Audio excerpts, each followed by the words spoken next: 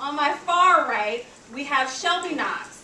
Shelby is nationally known as the subject of the Sundance award-winning film, The Education of Shelby Knox, a 2005 documentary chronicling her teenage activism for comprehensive sex education and gay rights in her Southern Baptist community.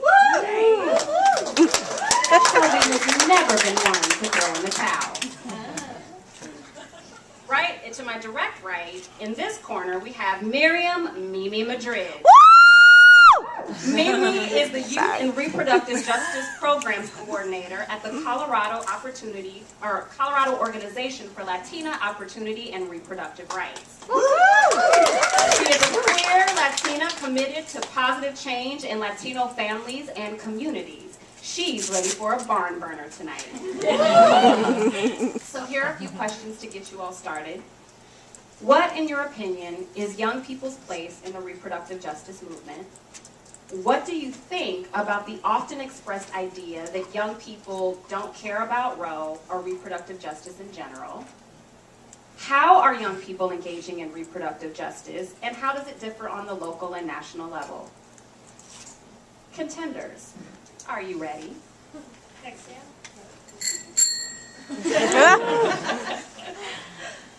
Yeah, so I think the question of what is young people's place in the reproductive justice movement, in the front, at the top, in the trenches, driving the bus, sitting on the bus, figuring out where we're going, organizing the field teams.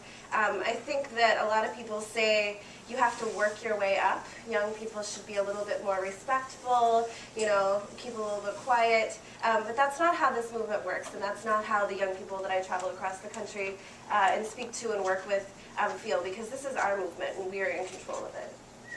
Woo! That's what's up. I think I would agree as well. I think that we are in the front lines of our movement, right? Like this is the movimiento. This is so much more than just, you know, something theoretical, something that, you know, we push on paper. Young people belong in every aspect of reproductive justice, of our movement. However, I do feel that as young people and as elders and as children and as just human beings, we need to honor and respect all our work, all our pieces, all of our roles at the same time. But I do feel that young people spice it up, make it sexy, energize. So yeah, I would agree. I would agree on this one. Not fighting yet. No. Oh gosh, well the next one, so I have thoughts on this. Anyone who's ever heard me write on the internet on this, what do you think about the often expressed idea that young people don't care about Roe or about reproductive justice? I'm sorry, fuck that. Just look around. Just look around. Listen to people. Talk to some young people. Read a blog. Ask your friend. Ask your daughter. We're here. We're being loud. It may not look exactly the same way that you expect it to look. You know, I was telling somebody the other day, marches are iconic. We see all these great pictures and people marching and everything. In our lifetime, we were with the Patriot Act. You get a box to march in. You get little free speech spaces. So we organize in different ways, but to say that we don't care, it means that you're not looking around. It means that you're not paying attention. Most definitely. I think on this one I agree as well.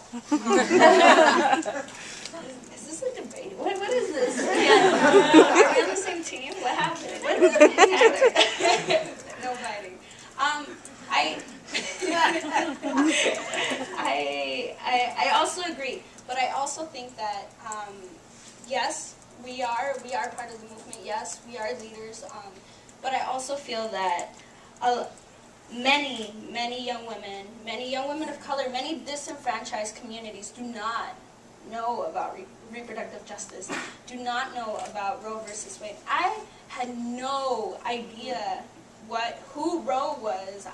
All I knew what Roe was this. That's Roe. That's what Roe was for me. It wasn't until I got involved with Color, when I was a senior in high school, the reason why I got involved was because of my sister, right? It's because of family that I got involved. I didn't get involved because I knew what reproductive justice meant. It wasn't until I started doing the work that I was like, oh my God, these 18 years of my life and the life of my sister and the life of my mother have been nothing but reproductive justice violations. And so yes, I do believe that young people care about these issues, but I don't think that we have the access or the knowledge or those conversations are being had in our families and in our communities, whether if it's young women or immigrant youth. Justicia reproductiva, right? Like, hell no, I didn't grow up with that. I grew up with tortillas, right, and jalapenos. I had no idea what justicia, it was over here, reproductiva. I didn't even know what, we couldn't even say the R word, reproductive, right? And so, yes, we do care. There's a lot of leaders out here. All of you in the audience right now are leaders, but there is a disconnect within our queer communities, within our young women, young people of color, our young men. So I agree, but there's a little on that. Yeah. I also think, well, we have the experiences, right? Like, we may not have the words, but we have the experience of knowing someone who has not gotten good sex education or gets no sex education or blatantly lied to and faces the consequences of that, and then has a pregnancy and they don't know where to go and they don't have anyone to support them. Like, we have seen the consequences of the lack of reproductive justice, as you were saying. Like, you feel in your community, even if you don't know the words, like what it is. But I also think when I think about Roe, I hear all the time people are like, oh yeah, you can't even imagine what it was like before Roe, that's why your generation is so ungrateful. I actually think that's quite untrue, because the pro-choice movement has suffered so many losses and setbacks in the past 30 years that we see pro-choice, we see choice as something that is continually being rolled back. Like, I don't think anyone who comes from where I come from in Texas has ever walked into a clinic without protesters, whether they perform abortions there or not. I know a lot of young people who had to get parental consent, who, many times from parents who they couldn't tell for safety reasons, and judicial bypass, which is a nightmare. And so I feel like when they say we don't know about Roe, like we don't live in that post-era, we've lived with these restrictions for so long that I think is where reproductive justice activism comes in, because our generation is there on the ground trying to fix those things, trying to fix those direct access issues, having the money to get an abortion, having the transportation to get to the clinic, figuring out birth control, those things. That's where we come in, because we've never had the luxury of actually thinking at it as solely like a political level. Word.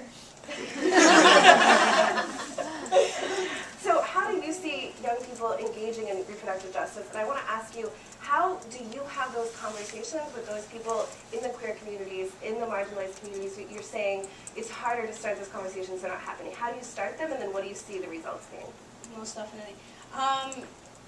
There is incredible work. We all know that there's incredible work going on in our nation, locally, spiritually, individually, around reproductive justice. Reproductive justice is not just, it is a term, right, and it is something that our communities have built up, but it is so much more than that. Reproductive justice has to do with sisterhood. Reproductive justice has to do with our families. It has to do with the way that we treat each other. It has to do with the way that we treat ourselves and we love ourselves. Through our minds, through our bodies, through our spirits, right? We got that.